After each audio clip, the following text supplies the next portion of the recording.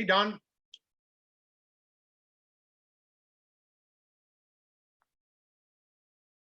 Unmuted myself. How are you? I'm doing good. I'm good. How are you? Thanks for joining us. Yeah, hanging in there. I went back to work for the first time this week, so trying to get back to normal. Yeah. Well, we've been doing all our lecturing and teaching through this type of platform, WebEx, Zoom, others. So gotten good at it. Yeah. I've been working from home, and we would have WebExes and that kind of stuff as needed. And then this week was the first week I went back up to Perkinston and was on campus, but there's nobody up there really. So yeah, our campus is empty as well, but we still have patients that come in through the teaching hospital. So I've been on duty about 3 weeks since this all started. The first week it was completely dead. The last 2 weeks it's starting to get busy again. right. So, but our students are only allowed in on volunteer basis as of right now. I think effective June 1st, we're going to start platooning students in again. Yeah, I know, our school is trying to figure out what's the next step forward as far as getting people back on campus and all that kind of stuff. And obviously with sports, we're not sure what's going to happen when and if and all that kind of stuff. I think the next 3 weeks will be probably kind of determine everything. Now that they're trying to open stuff back up, I'm a little concerned there's going to be a spike and there'll be more cases and we'll have a setback. So. Well, with our students, before they're allowed back into the hospital, they're required to have a 14-day quarantine in Starkville. They have to be in town. They can't have left town. They have to have shown no clinical signs, and they can't have been exposed to anybody who's shown clinical signs over that 14 days. And if they meet that criteria, then they're allowed to volunteer and come in. But fortunately, there's been very, very few people at the university here who've tested positive or had any clinical signs. So we've been lucky. Good morning, everyone. Thanks for coming in. Hey, Jeremy, good to see you. Good to see you. Good morning. Thank you so much for graciously it's my pleasure. sharing your time with us. No, happy to do it.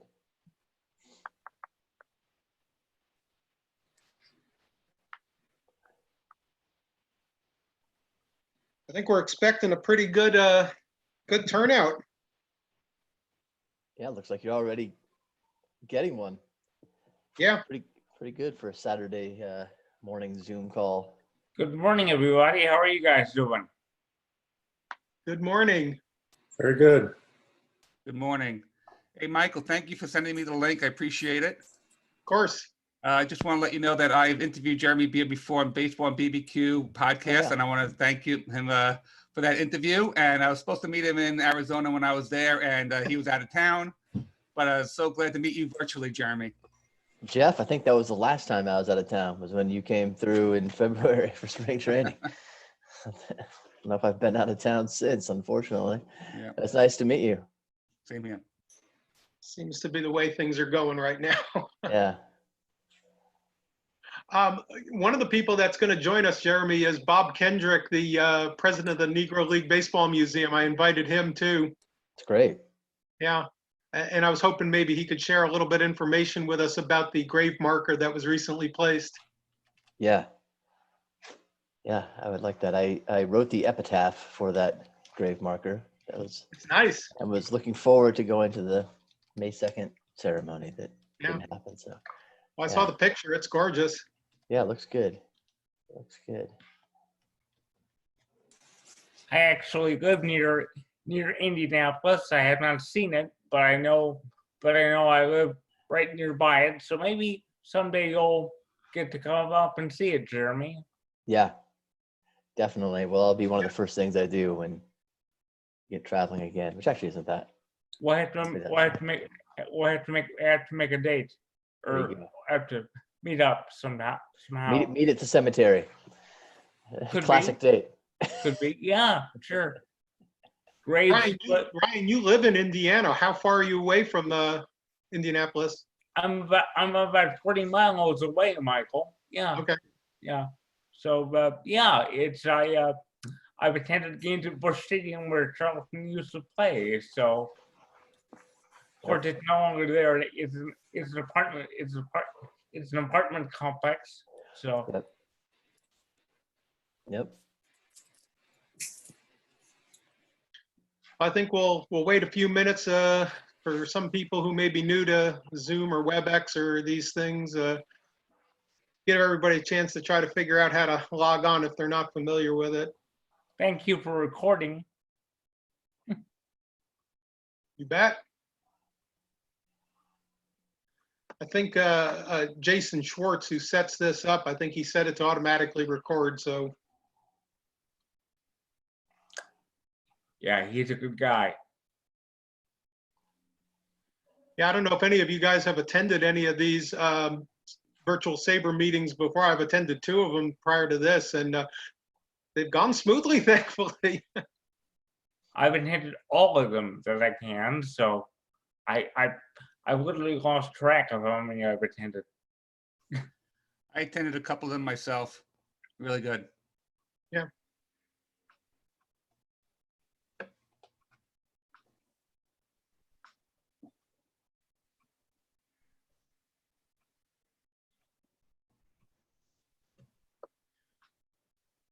I think what the plan is, like I said, we'll give everybody a couple minutes to log on, and then we'll allow everybody to introduce themselves a little bit.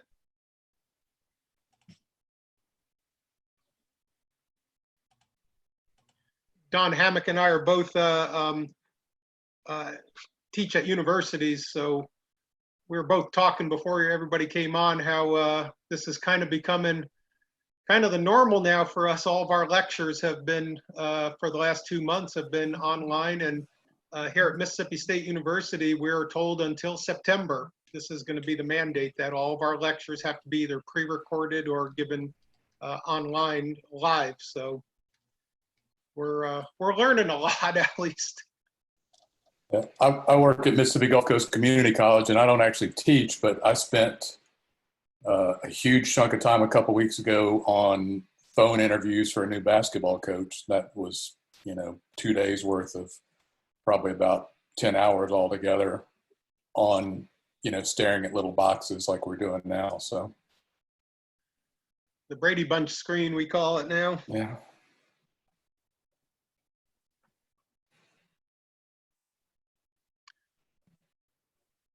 Well, we actually have a lot of people from all over the country who saw the post on Twitter and the blast that I sent out on the SABR website. So it's really fun to have, a couple folks from Mississippi, but, people from all over. So we're excited. We were actually going to hold our summer meeting here in Mississippi in Jackson, where the Braves have a AA team here. We were going to try to set it up for, have lunch and then go to a ball game, but it doesn't look like that's going to happen now. Yeah.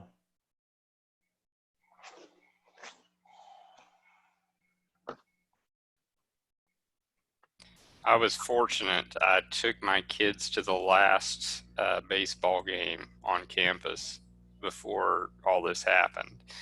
Yeah. I got lucky. Yeah, I was in Arizona myself and got a couple of ASU ball games while I was there. Again, got lucky. So the potential first-round draft pick, Spencer Torkelson. All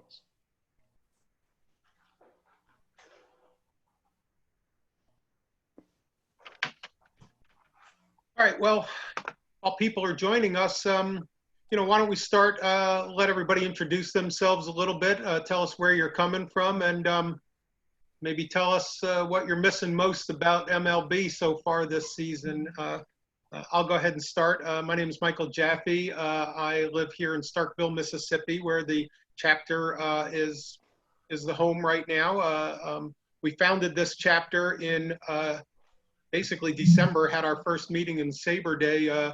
I was living in Phoenix for the last 16 years, and I met Jeremy at a chapter meeting with the Heman Delhi chapter in Phoenix. And when I told our president, Barry Bloom and Jacob Pomerinke, because the national office is there, I said, I'm moving to Mississippi. There's no chapter. The two of them immediately said, start your own. And I said, you know what, let's do it. So we started it up. And as far as what I miss most about baseball right now, it's the little records that people set. You know, a guy hits his 100th home run, or pitcher strikes out his 1,000th batter, or, you know, little things like that. You know, the no-hitters, those are fun, you know, that you're missing, and guy throws a complete game shutout. But I'm just missing those little milestones in players' lives. So that's what I miss most. I'll just read everybody's names off and you can go around. Don, how about you?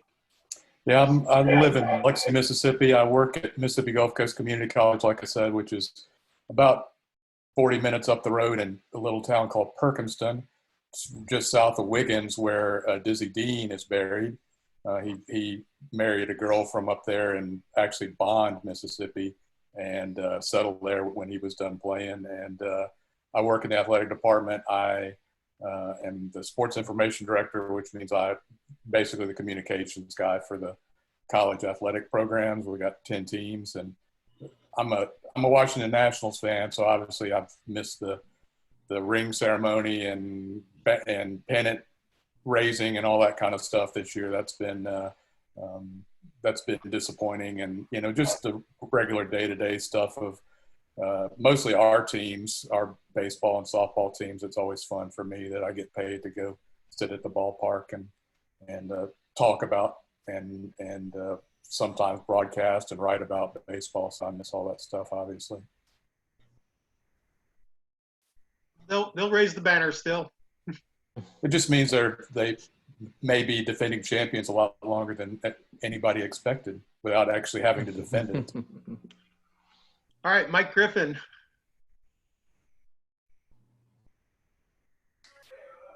Okay, this is my first Zoom. Can you hear me? Yes. Okay, good. I'm in South Haven, Mississippi. I really miss college baseball. I miss local baseball. I miss the major leagues. I miss it all. It's just been a hard time. I work in South Haven, right outside of Memphis. I've been a big league fan basically my whole life, but I also follow all of the Mississippi State graduates, so I follow it. I miss it all. But I'm happy for this meeting. I'm really excited to get to at least talk about baseball. Yep, I think we echo your sentiments. All right, Jeff Cohen. Hi, I'm Jeff Cohen from Long Island, New York. Like I said before, I have a podcast called Baseball on BBQ. I spoke to Jeremy Beer on a past episode. In fact, you mentioned Bob Kendrick. I just spoke to him this week. We talked about Oscar Charleston, which is was very relevant for me. What I miss about baseball, look, I'm a few miles away from Citi Field, so I miss my Mets. I'm also fortunate to have the Brooklyn Cyclones, which is about an hour away from me, which I get to go to once in a while. And also out here on Long Island, we have the Atlantic League Long Island Ducks. So I follow all that and just miss going to the games. I'm a born and bred Met fan myself, so I hear you. All right, Ryan, you're up. Okay. I'm Ryan Schrader. I'm from Columbus, Indiana. I am a board member of the Louisville chapter, and I've seen Jeff going on some of these things, and I've seen you Michael on a couple of these things. I don't know if I know any of anybody else on here, but this is my 6th live SABR event in the last 7 days. So baseball is my life. I just miss everything about it. I just miss live baseball, people talking about it. So this kind of fills the void for me. Great. And I really enjoyed chatting with you last weekend when you called. That was a lot of fun. I did too. All right, Peter.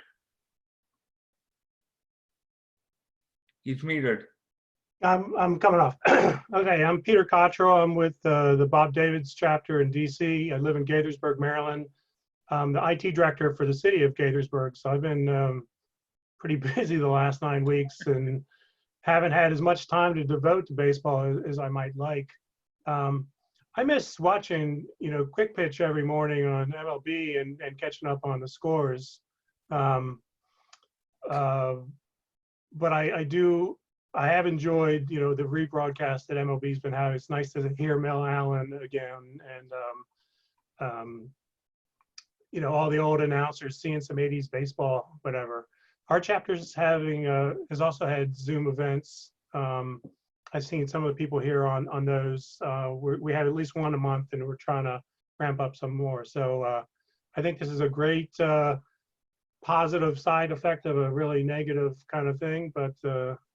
So I'm happy to carve off a time to make an hour for this. So I appreciate you all holding it. Thank you. Yeah, it is. Again, this is kind of one of the positives because, we got folks from all over the country now that we're sharing this time together. So that's pretty cool in itself. Hey, Barry, you're up. Hi. I'm, as you might be able to tell, I'm originally from Boston. And right now, my home is Sarasota, Florida, but I'm spending half the year outside of Boulder, Colorado. And I tend to go to about a dozen or so Rockies games every year, but the Red Sox are my original. What I miss the most is I always know when my next game that I'm going to attend is going to be. And I always look forward to that with anticipation. And I've got all these tickets and I have no game to look forward to going. So I'm watching live Korean baseball. Me too. Me too. I haven't caught one of those games yet.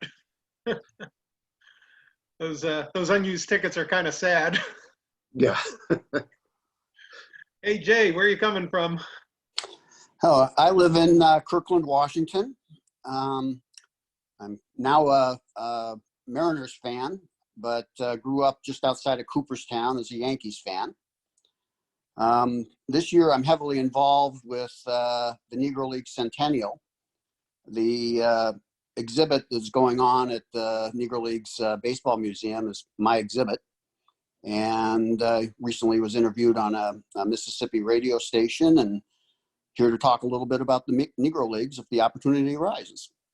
I don't understand, Jay. When you say it's your exhibit, you mean you donated it somehow, or? I organized it. All the paintings and artifacts that are on display belong to me. That's great. Wow. Thank you.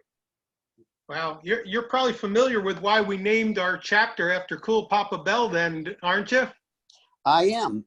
And I think at some time it would be nice to get his granddaughter on, who I worked with to authorize the various products that have image on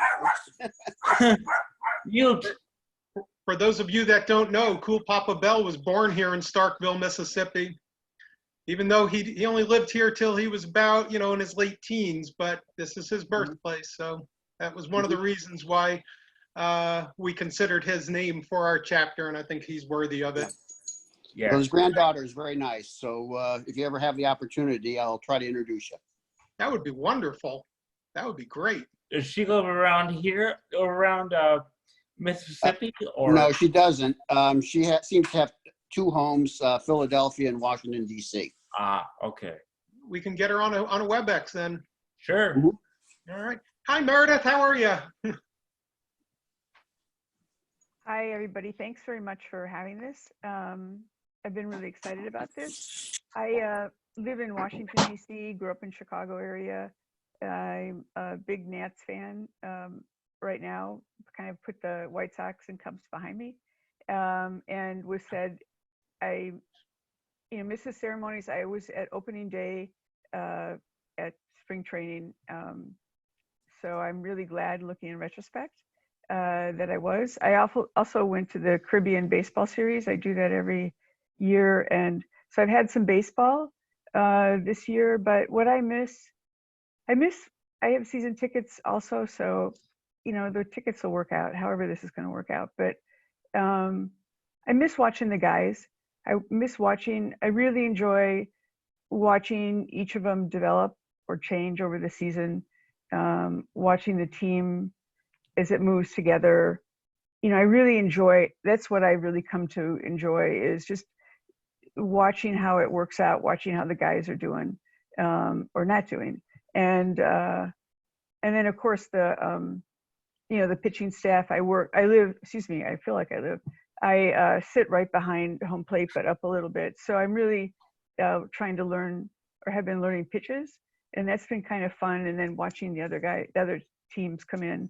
So, I really try to enjoy both the human aspect as well as the strategic aspect. And I miss being outside in the evening or day. That's been probably the hardest, enjoying those evenings or days when you're just waiting for the game to start and the whole thing of it. Thank you.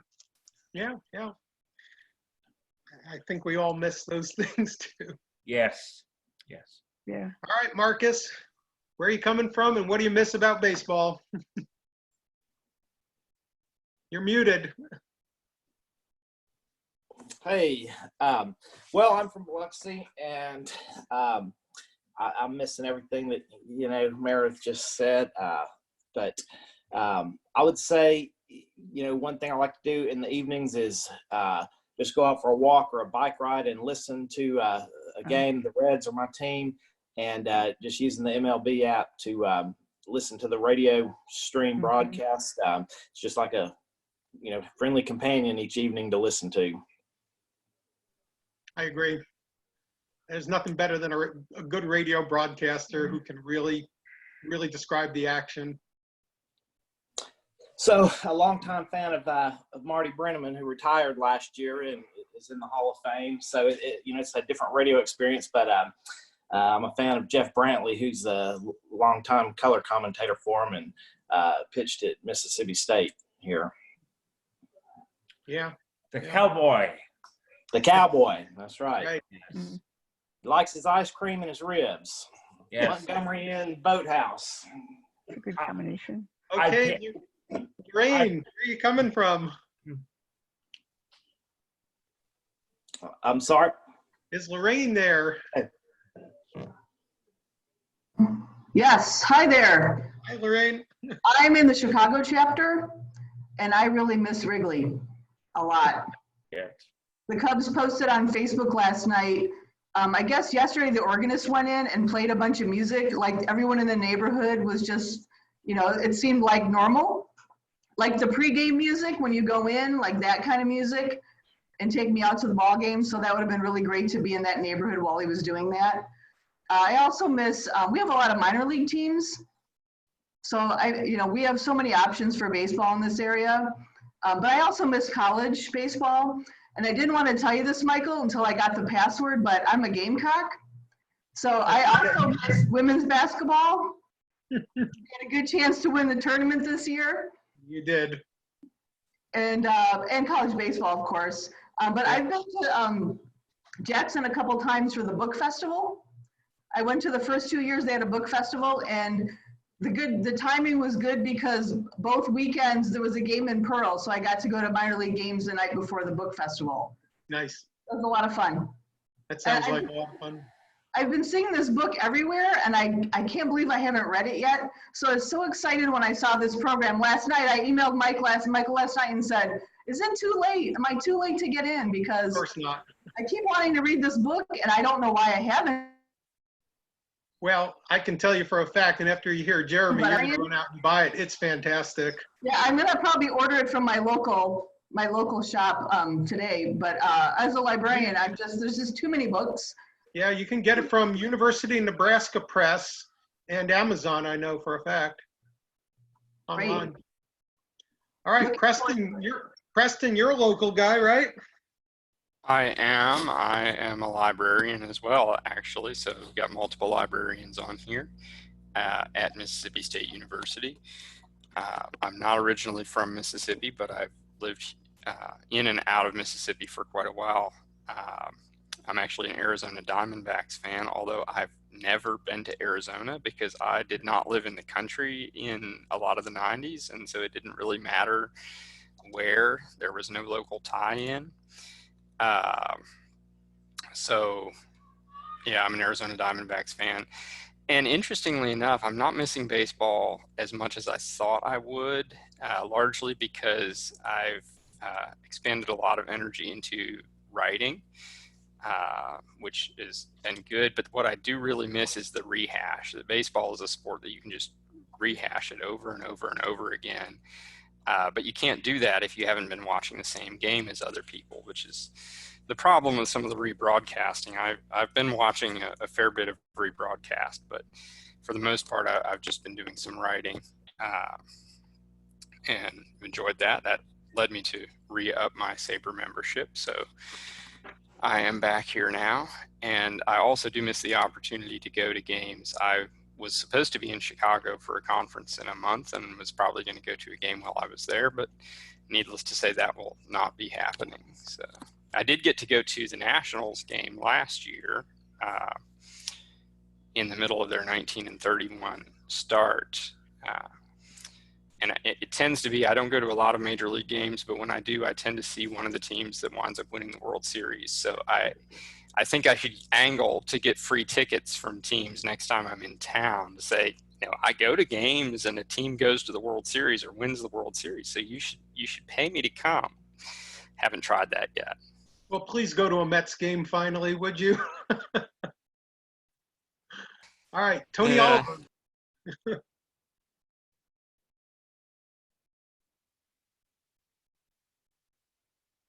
Hello? Tony, yeah, we hear you.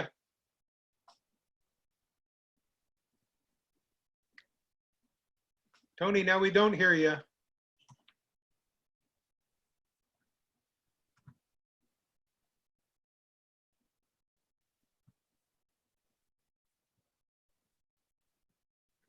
Tony, I think you're having some microphone issues maybe. You're unmuted, but we don't hear you.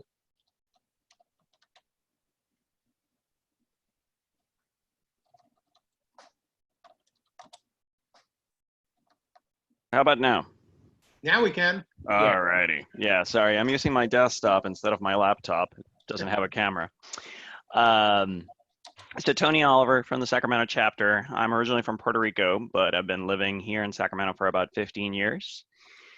Miss everything about baseball. I would say my time has been kept up from with baseball related activities by doing a lot of reading, continuing to work on a few SABR biographies. I worked on about 10 last year for a couple different projects, and also an ongoing interest in the evolution of baseball tickets. I have an idea for a book. I just haven't found the time for it. I do it in fits and starts. So if anybody here on the call has either stories about how they've come to collect their tickets or memories about their tickets or a collection of tickets to the games that they've used, certainly drop me a line.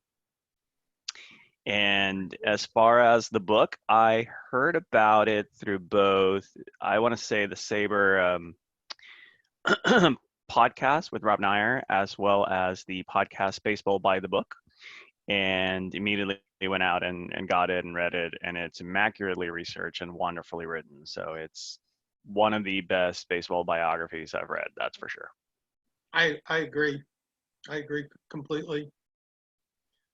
All right, Glenn.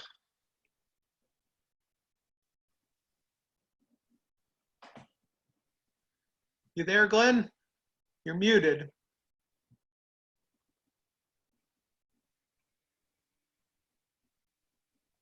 All right, I'm not sure where Glenn's at. He's muted, and maybe we'll jump to Leonard for right now, and then we'll get back to Glenn. Hi, can you hear me? Yes, sir. All right. I guess I'm supposed to introduce myself. Sure. Tell us where you're from and what you're missing most right now. All right. Well, I am from New York, and I guess I should say I'm missing baseball the most, especially based on this. But I'm filling that hole with. You'll see Jeff Cohen on this episode. Jeff and I do a podcast called Baseball and BBQ. I hope that some of you are familiar with it, and we have a great time. We interview some of the people from both worlds, and we've had on Jeremy Beer and Bob Kendrick. Who did we just had Brett Topel on. So we have a lot of authors, especially if you guys have heard of this pandemic book club that's out there. It's all these authors whose books are coming out and are not getting the chance to promote them. So we've had on Jared Diamond, Anika Orok, Mark Healy, a Cup of Coffee Club. Who's that, Jeff?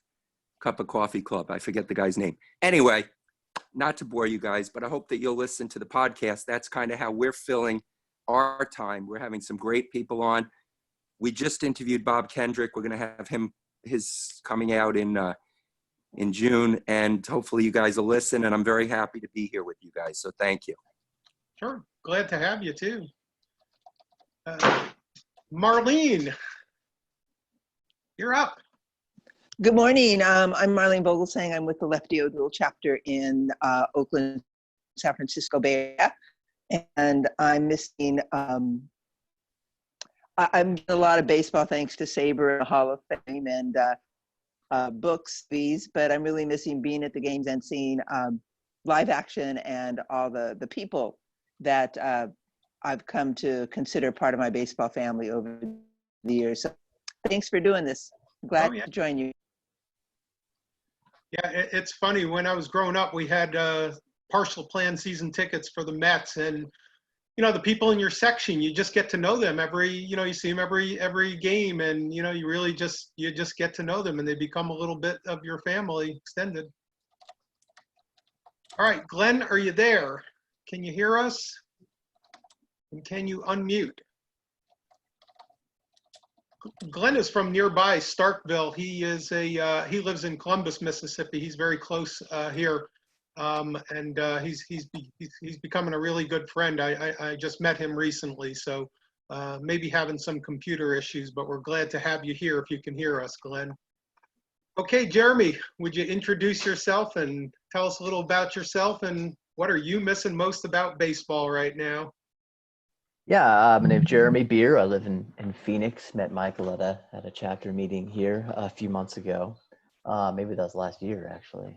And I work at my day job is I have a philanthropic consulting firm, but baseball fan, and wrote this Oscar Charleston book that got published at the end of, or earlier this year.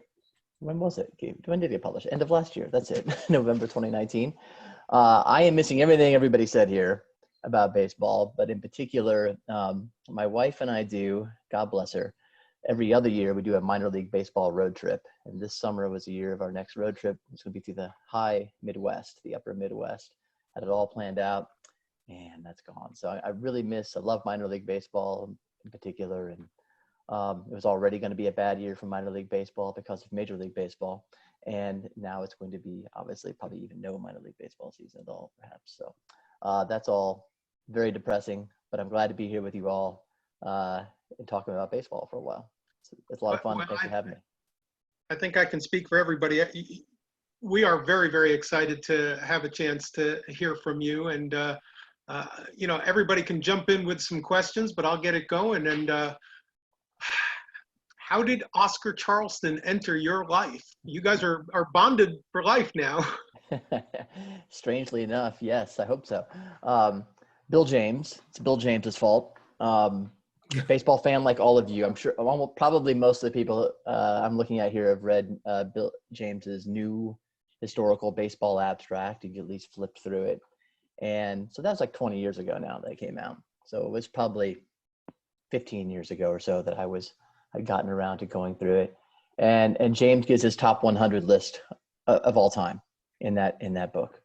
And I was just floored. I didn't know who the number 4 guy was. I'd never heard his name. It made me feel like an idiot, But then I realized that and that's Oscar Charleston, of course. Yeah, right after Mays, Wagner, and Ruth.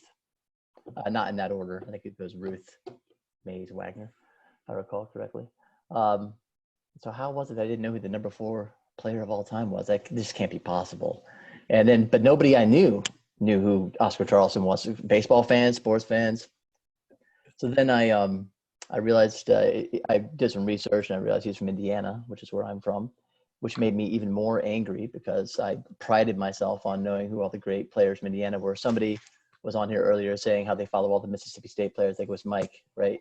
It's like if a Mississippi State alum had slipped past your radar, and there was some great Mississippi State player out there who'd gone on to do great things, and you didn't know about. So that is how he entered my life, Michael. And I researched as much as I could about him online, just got interested. He obviously had a very interesting personality. He was presented as sort of like a pretty violent man, kind of maybe a thug. I didn't know if he'd be very likable, but I was interested in knowing more about him. And it was just really clear that he was sort of mythological. Everything was garbled. There was all sorts of clear errors and contradictions, or that people had just sort of taken myths as truths. So I thought he deserved better than that. And so eventually I just decided I would go about writing his biography and see what happened. And it was a great way to learn about the Negro Leagues, which I didn't know anything about going into it. It was a great way to learn about early baseball, a great way to learn about American history. So that is kind of how it came about. Your research into this man is incredible, especially when you consider the fact that everybody who was around him for the most part has passed. He had very little family, obviously no children. You found scrapbooks that that people had that were, yet you get the feeling like reading this book, you get the feeling like you interviewed this man. And especially all the information from the Cuban leagues. I mean, that's not easy stuff to find. How did you go about gathering this? Well, SABR made it possible. I mean, that's the thing that everybody here should sort of take a bow, right? If you've been involved in SABR for a while, you helped make this possible. Everything, all the resources that are available through SABR and everything that's been inspired by SABR in terms of other books, oral interviews, all the SABR bios that are done online as part of that project, there's a lot out there. Once you start digging, there's a lot out there. One of the things that made it, you're right, I started too late to interview ex-Negro Leagues players. And I really kicked myself for that. If I had started when I first read James's book, I would have been able to talk to dozens. And instead, there were about 7 men and women left that I could find who had known Oscar in person. And I talked to them, and I found a few family members, kind of family members related to his wife's family in particular. But what made it easier were a couple of things. One, the scrapbook and photo album, as you mentioned. So Larry Lester, when I was very encouraging of the project when he found out about it and told me that he had acquired Oscar's personal photo album and scrapbook back in the 80s, I think it was, or early 90s, and given it to the Negro Leagues Museum in Kansas City. So Bob Kendrick isn't on the call yet, I don't think, but they're there. Bob has them. They're in the archives at the Negro Leagues Museum. So that was great. So you could sort of see into Oscar's soul a little bit there, like what he cared about, what he thought was important. You could get a real sense of his personality. Like he would, clip humorous things, so he had clearly a sense of humor, and he really cared about the advancement of African Americans. There were a lot of clippings about sort of Black high life, high culture, things like that. So that was one thing. The other thing was, there was a guy named John Schulian. Has anybody ever heard the name John Schulian? Sports writer, journalist. Actually has a book out from the University of Nebraska Press right now. I think it's called The Great American Sports Page or something like that. But he was a writer in the early 2000s, and he was commissioned by Sports Illustrated to write a bio of Oscar. I think it never appeared in print. I think it only appeared online.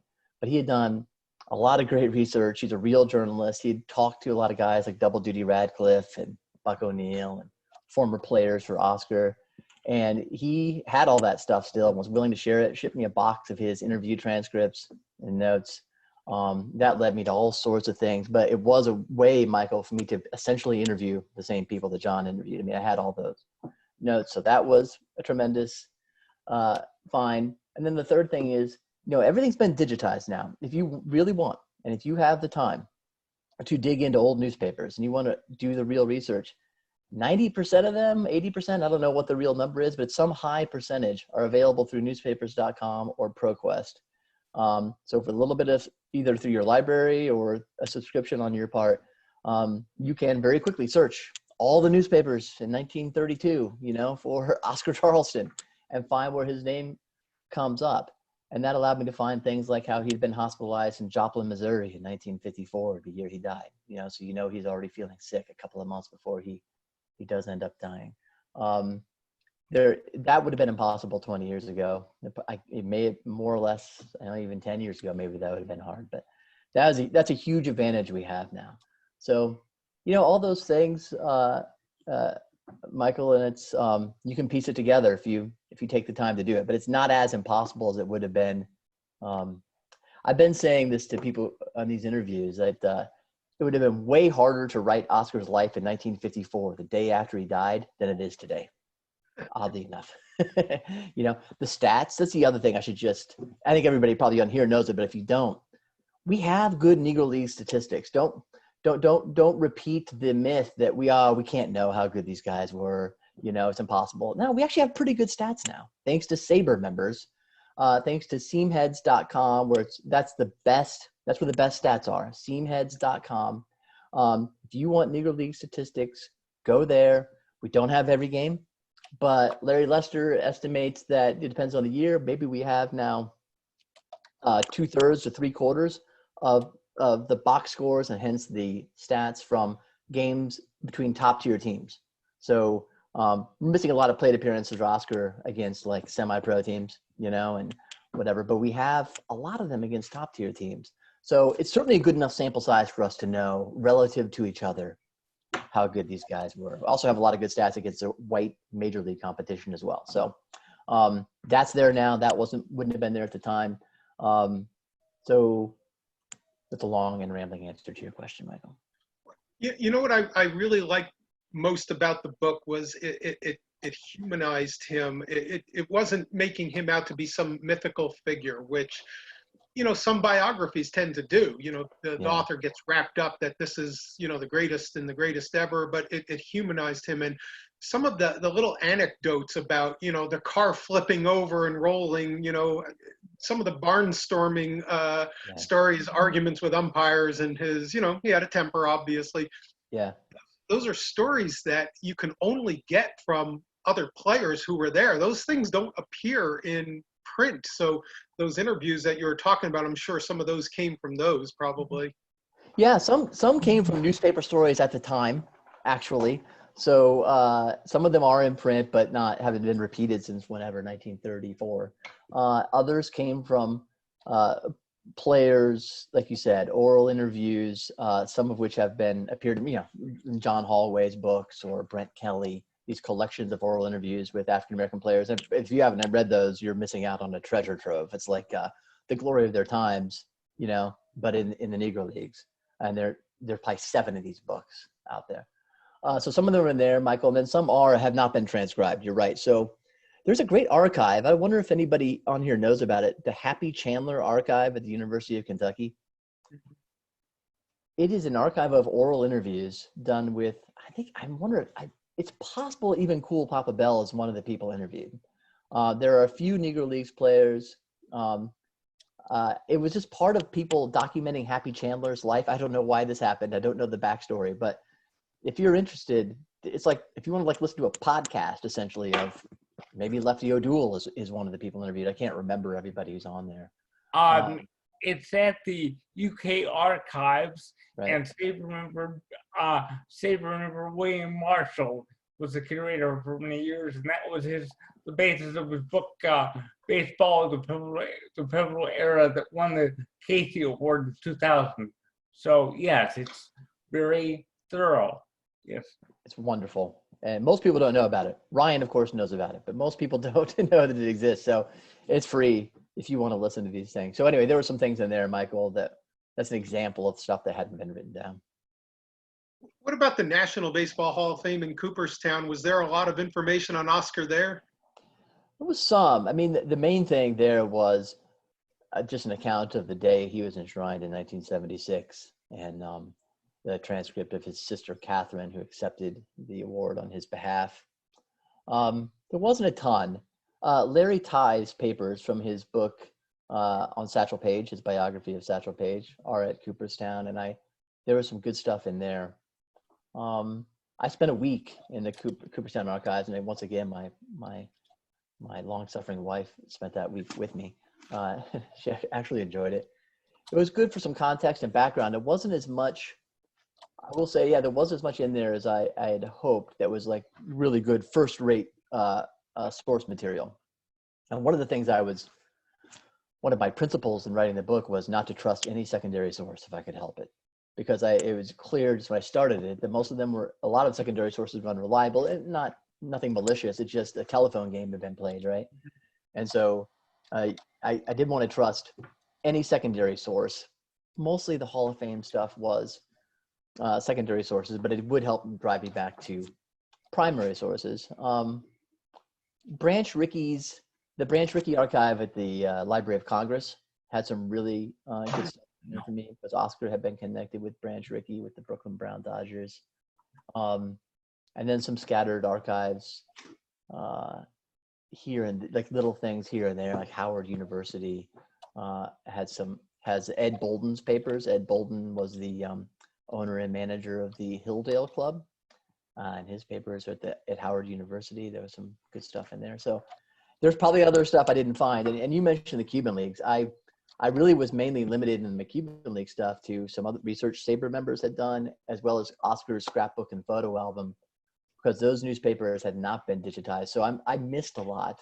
There's more of the story probably to be told by his time in Cuba, but I ran out of time.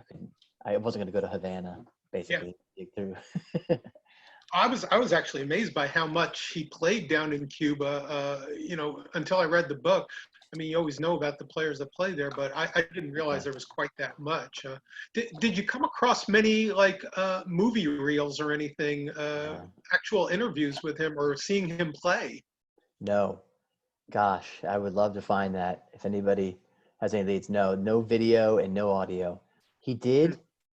Oscar and Willie Foster were interviewed by WGN prior to the first East-West game, the Negro Leagues All-Star game in Chicago at Comiskey Park in 1934, I want to say. But one of the things I found out in the Hall of Fame, going through Larry Tighe's papers, is he had written WGN and asked them if they had copies of those interviews. And they said, no, there'd been something had happened and they had lost all their archives from that time period. So no audio. The players tell you he had kind of a high-pitched voice, surprisingly high-pitched voice for such a big man. But I don't know exactly what he sounded like, and we have no video of him in action. I'm sure they're in an attic somewhere. It would be a nice find sometime. Yep. Why don't we open it up? Anybody else have any questions for Jeremy Beer? This is fantastic. Don? I guess I'll call on people if I see you raise your hand. How's that? Yeah. Hey, Jeremy, I do intend to pick up the book and look forward to reading it. I read a good chunk of it, a chunk of information about Oscar Charleston and Joe Posnanski's top 100 on The Athletic, which I would highly recommend for people. It's worth the price of subscribing to The Athletic, just those 100 stories. But how do you kind of unpack the story of his temper, and all that, and where do you think the truth lies? Yeah, no, good question. And thanks for mentioning the Posnanski thing. I was so happy that he ranked Oscar number 5 and didn't put him at number 50 or something like that. Of course, Joe really understands the Negro Leagues. So that was really validating. So Oscar definitely had a temper. And he, very famously in 1915, when he was a rookie, ran in from center field as a fight was in progress between second baseman, his teammate Bingo DeMoss, and an umpire, and he clocked the umpire. It went and hauled off and clocked, and this was an interracial game. It was against Donnie Bush's all-star team. Donnie Bush, the great infielder for the Tigers, and it caused a kind of a riot and melee on the field. And that's how he really got a reputation early on as being a hothead. And there's no doubt he got into some other well-publicized scrapes through the rest of his career. So he definitely has a temper. What you might be led to believe if you read like just Mark Grabowski's History of the Negro Leagues, where he calls him like a thug and has said it's a police record a mile long and all these things, you'd be led to believe he's like basically a borderline psychopath. That definitely isn't true. There's no record of him getting into any trouble off the field. All that temper, that stuff came out, and he's an intense, highly intense competitor who wanted to win more than anyone, right? But he did not get in trouble off the field that I can find any. He got like a parking ticket or a speeding ticket or something like that. That's about all. That's all I could find. Everybody will tell you, says in the record, going back to contemporaneous, the people I talked to, he had a very charming personality. He was smiled a lot. He laughed. He had a good sense of humor. That he was like a natural leader, and he was friendly even, right? So he was intense, but he was not a psychopath. So that's number one. Number two, violence in baseball was really, really common 100 years ago and 70, 80 years ago. It was common in American life. It was, think about this. I'm thinking about this growing up. I'd hear stories from my dad and my grandfather about like fights in bars, right? And people don't get in fights in bars anymore for the most part, right? It was the last time you went to a bar, you're like, man, I hope we don't get in a fight tonight. It was a different time, fists flew a little bit more easily. So the record shows there was a lot of violence in baseball. Babe Ruth got suspended for hitting an umpire. Donnie Bush himself later got suspended for throwing a baseball at an umpire twice in one inning. He only got suspended when he threw it at him the second time. So you have to kind of take it within the context of the game. And within the context of the game at the time, I think Oscar got into more than his share of fights.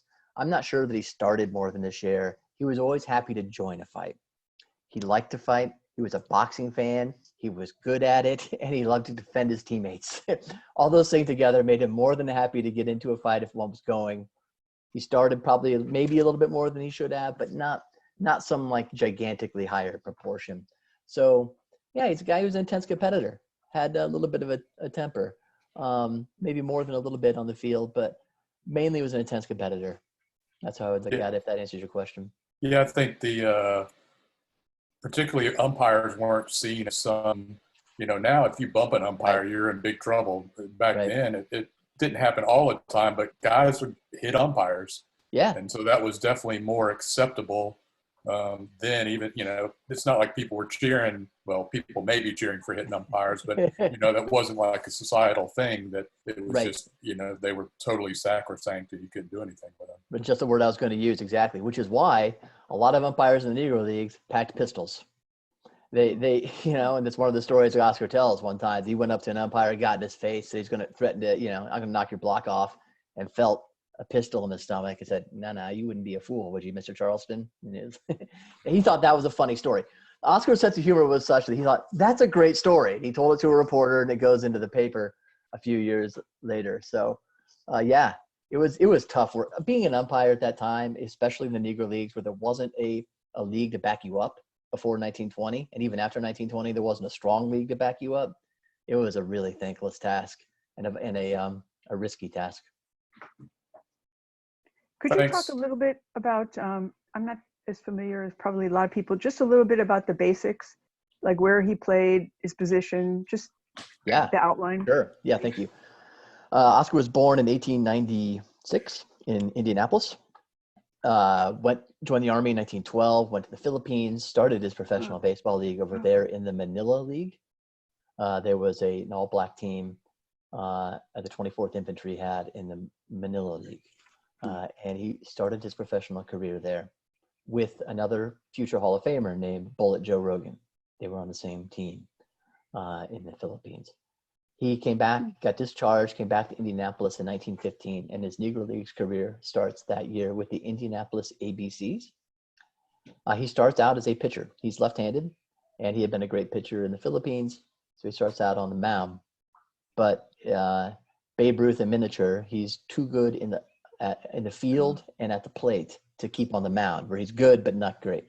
So he shifted to center field, and he makes a name for himself very early on by being the best fielder anybody's ever seen in the Negro Leagues. He could go back on balls like nobody else. He was an early adopter of the one-handed catch, which was not a thing, right? Like we all think, we don't even think about it now. But remember, mitts were not like this. They were like this, and they had no padding. But he had very strong hands. So he really made a name for himself as a defender, and then his bat came on. And by 1920, when the Negro National League is founded, he's the best player in black baseball. Mainly with the ABCs, Meredith, he does, because of the finances and stuff like that. He's 1 year he's with the Chicago American Giants under Rube Foster, 1919. He's with the St. Louis Giants in 1921, if I remember correctly. And then in 1924, he goes to Harrisburg, where he becomes a player manager of the Harrisburg Giants. He's there for 4 years. Then he goes to Hilldale. He goes to the Homestead Grays. And then he goes to the Pittsburgh Crawfords, which is the team he might be most highly associated with, where he's the manager of the new look, big-time Pittsburgh Crawfords, which started in 1932 under Gus Greenlee. And he manages Cool Papa Bell, for instance, with the Crawfords, and Josh Gibson, and Satchel Paige, and Judd Wilson, and Judy Johnson. It's a pretty good team. Yeah. Among other players. Then he drifts around a little bit, but he ends up managing the Philadelphia Stars in the late 40s, early 50s, and finally ends with the Indianapolis Clowns. So, sorry, that's a quick thumbnail sketch of his life. But center field, he's a great center fielder, and there's a lot of testimonies in the literature about how great he was. You know that Willie Mays run backwards over the head catch in the 1954 World Series. Purportedly, Oscar, that was a thing. Not only that he did, but that was just a thing in the Negro Leagues. That was how you went back on a ball. And so there's like Gene Benson, who's a later center fielder in the Negro Leagues, talks about how Charleston, one of the things, he mentored him in doing that catch. You know, so Mays essentially was sort of carrying forward a Negro Leagues tradition in that defensive play, which is something that kind of gets lost. It's sort of like we think of it as sort of just a genius play. Where did this come from with Willie Mays? But it may have been something, if we can believe the literature, that was done with some frequency in the Negro Leagues. So great defender, and then he had a lot of power. I'll say this, so everybody knows. So who can tell me in Major League Baseball how many players have hit 300 homers, stolen 300 bases, and hit 300 for their careers? There's one. Who is it? Mays. Mays hit 302, and he exceeds the other thresholds. Obviously, home runs by a lot. He had 338 stolen bases. Charleston, in fewer than half the number of plate appearances in the Negro Leagues, of course, that Mays had, stole 300 bases, hit 191 home runs, and hit like 350. That's the best stats we have. All indications would be, just to give you a sense of how good he was, that had he played in the majors, had the number of plate appearances that Mays had, he would be the other member of that club easily. He wouldn't have many home runs as Mays, probably. He would have way more stolen bases, and he may well have a higher batting average. Of course, it was a different game back then. You didn't have guys like Hank Aaron stealing bases like you probably would. Probably what happened in the next generation had to come up. Yeah, but the point is, he was that all-around five-tool player. There's nobody in Major League history who's done those three things and had a positive defensive WAR. So given Charleston's reputation, at least defensively, he may have been the only player who would hit all four of those categories had he been allowed to play in the majors. And with respect to the home runs, I mean, a lot of that was during the dead ball era too. Right. Unlike Mays. Yep. Yeah, I mean, one of the things that I gleaned from the book as well was how fast he was. Even when he was older and he was much heavier, he was still stealing bases and hitting triples and. Yeah. Yeah, I mean, we know he was fast enough that he was like winning the army like hurdles and sprinting events in the Philippines. You know, that's one of the things that comes out in his scrapbook, getting a letter from his former commanding officer saying, "I'm sending you your medals back to Indianapolis. We finally have them."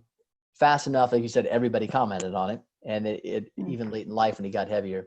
You know, he was really, I think of him as like a left-handed Mike Trout. He was built a lot like Mike Trout. Kind of that linebacker, thicker build. So yeah, really strong legs, fast, for sure. Can you name maybe the most surprising or interesting fact that came out of this research and producing this book? Kind of something maybe you didn't expect, or something that intrigued you.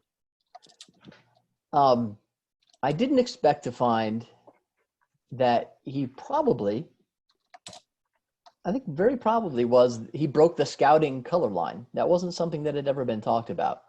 But he probably was the first African-American to be paid to scout for a major league team. So that's that Peter, I'd say it was the most thrilling thing I thought I discovered. It's people haven't really latched onto that very much. I keep putting it out there, like, should we be talking about this? But yeah, I think all the evidence, at least as far as I can tell, I keep waiting for somebody to correct me, is that he was the first one to do it. He scouted for Branch Rickey in 1945. And, Clyde Sukforth, Rickey's lead scout for the Dodgers, credited Oscar with correcting them on Roy Campanella, with convincing them to go ahead and sign Campy, who they thought maybe was too old, was lying about his age. He backgrounded Campanella. Campanella says that himself in his autobiography. And all indications are that he scouted at least 3 or 4 of the other first 7 players signed by Rickey in that kind of 1945, early 46 phase. So that was it. He was managing. Rickey had brought him up to Brooklyn to manage the Brooklyn Brown Dodgers, which were an entry in this short-lived United States League, a new Negro Leagues circuit. And he used that. The point seems to have been to use the team and the league as a way for him to more freely scout black players. And Charleston was his inside man in that effort. So I think that Jeremy, I remember reading the book. It was a fantastic book. Everybody should get it. You said he managed Cool Papa Bell, but wasn't he instrumental in giving him his nickname? Yeah, right. Thank you. I was going to tell that story because it's the Cool Papa Bell chapter. Now, look, I don't know how Cool Papa Bell. Once you guys if you start doing research into his life, and maybe Jay Caldwell can correct me on this if you'd like.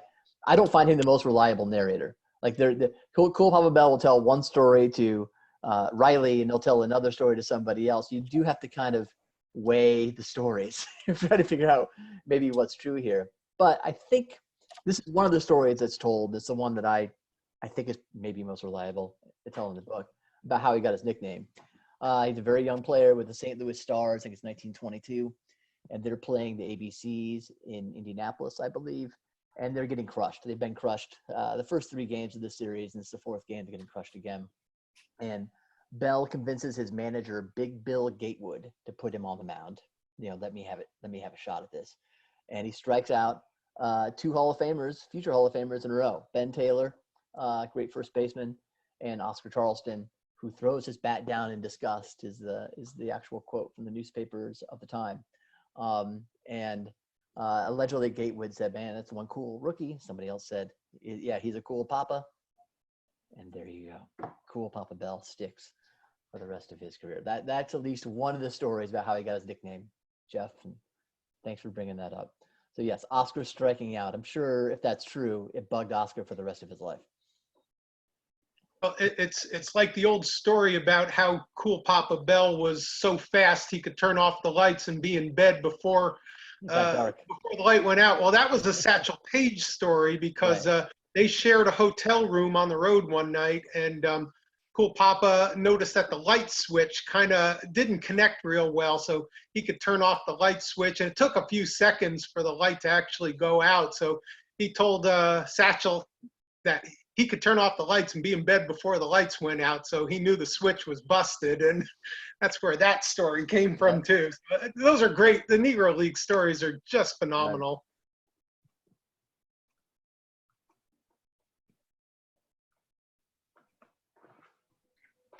Anybody else have any questions? I would put that that as one of the two best nicknames for Mississippi baseball players, next to Oil Can Boyd.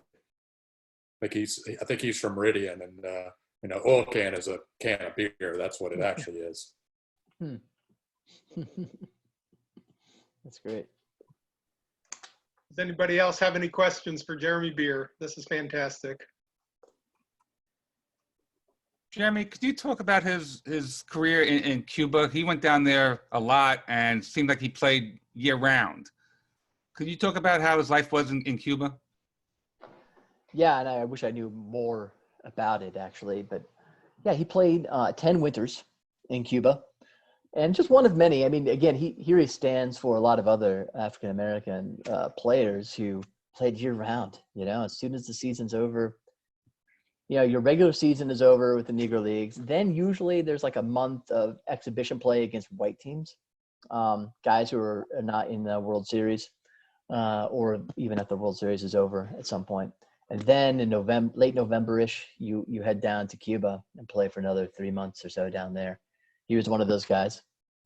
He first went down there in 1915 with the ABCs, but it's mostly the 20s. He goes down there every winter.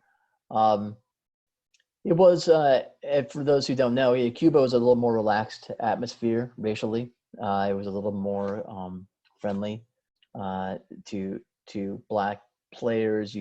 There were just fewer restrictions on you socially. So that was, I think, appreciated by all. I'm sure it was appreciated by Oscar. Usually went down there with his wife, Janie. They kind of became celebrities from what I could tell from his own scrapbook. In terms, there's a lot of clippings of them from Cuban newspapers, like Oscar and Janie Charleston arrive on, ship from the boat from Key West, and they're dressed to the nines and look really good. And there's one long profile of them, how cultured they are. And it's true, his wife was really highly intelligent, a highly cultured woman from a very good family in Harrisburg. But it's also revealing that Oscar could hold his own in that way as well, even though he had only an 8th grade education. He learned Spanish very quickly. He's being quoted in Spanish in the Cuban newspapers by 1923, 1924. That tells you something else about how intelligent he was. His scrapbook will have like a Cuban newspaper clipping in Spanish and his own translation of it in English next to it. It's just remarkable to me. I couldn't do that. How did this guy learn Spanish so well?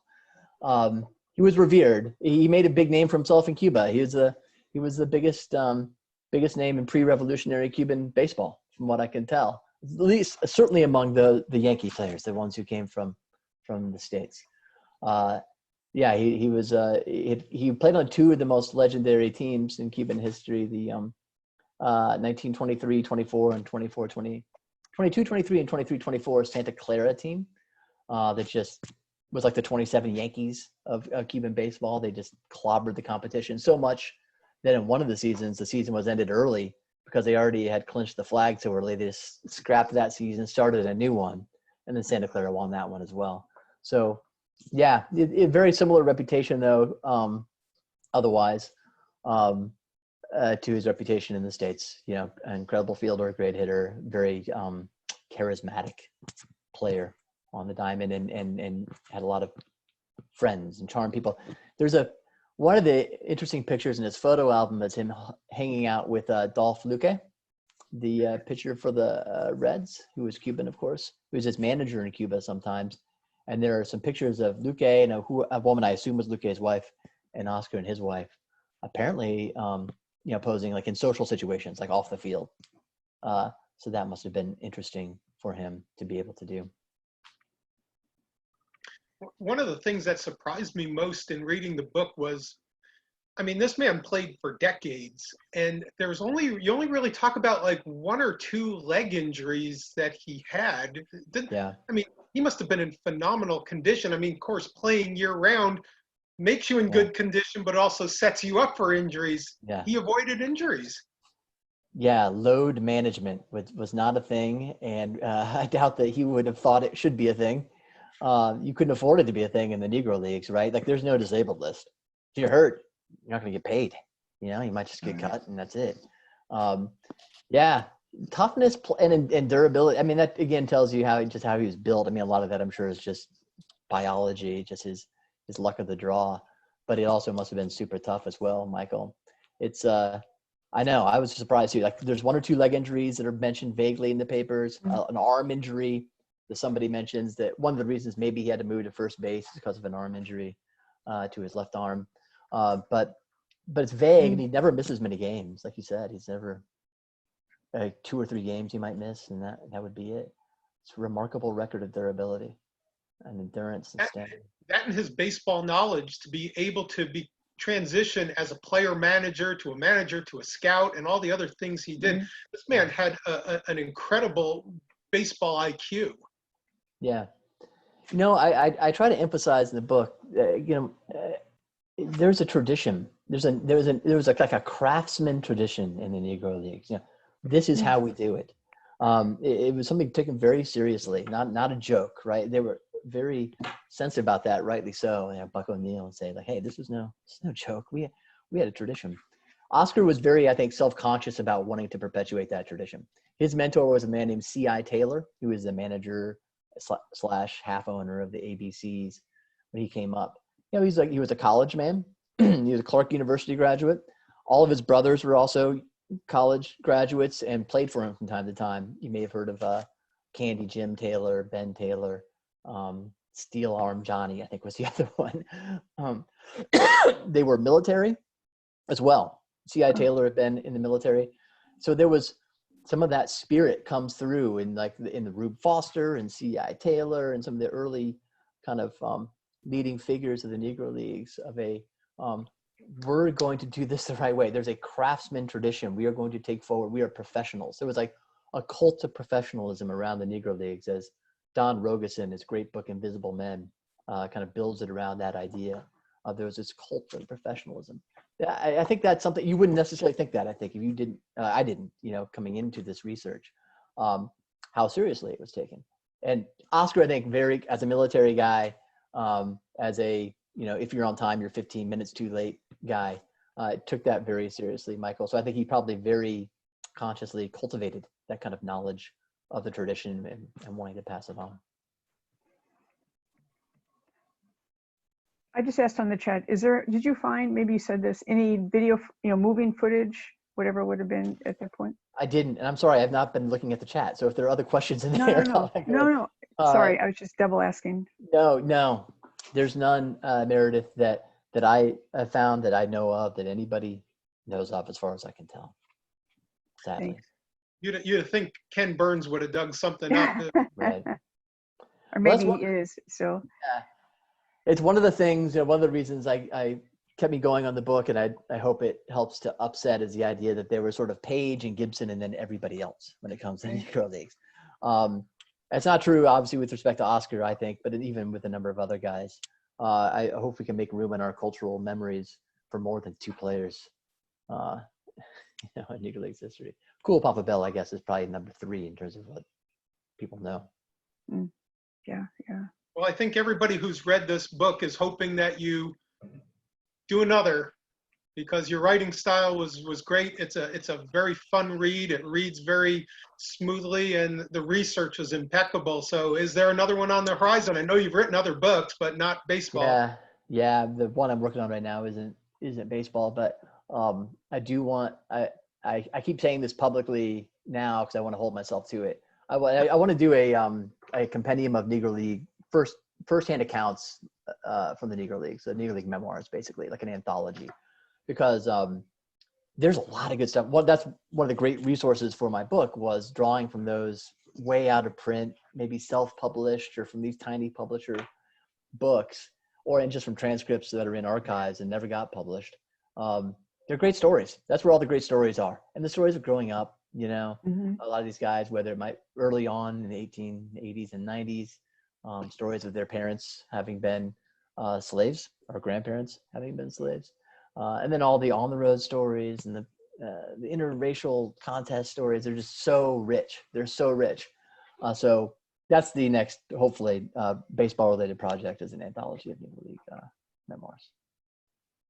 Sounds great. So we'll see. Have you been surprised about the reception of the book? I mean, it's won a couple awards. It must be overwhelming for you.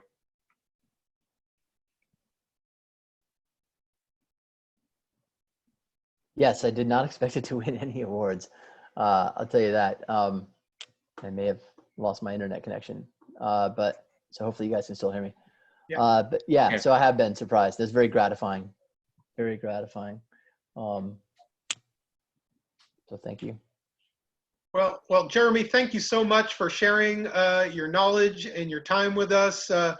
You know, if somebody hasn't read this book, it really is worth reading and recommending to your friends. You know, I fell in love with the book as soon as I started digging into it, and I couldn't put it down, to be honest with you. And I'd recommend it to all my baseball friends. So thanks again. And anybody have any further questions for Jeremy? We'll let him enjoy his Saturday now. Social distancing. Yeah, somewhat.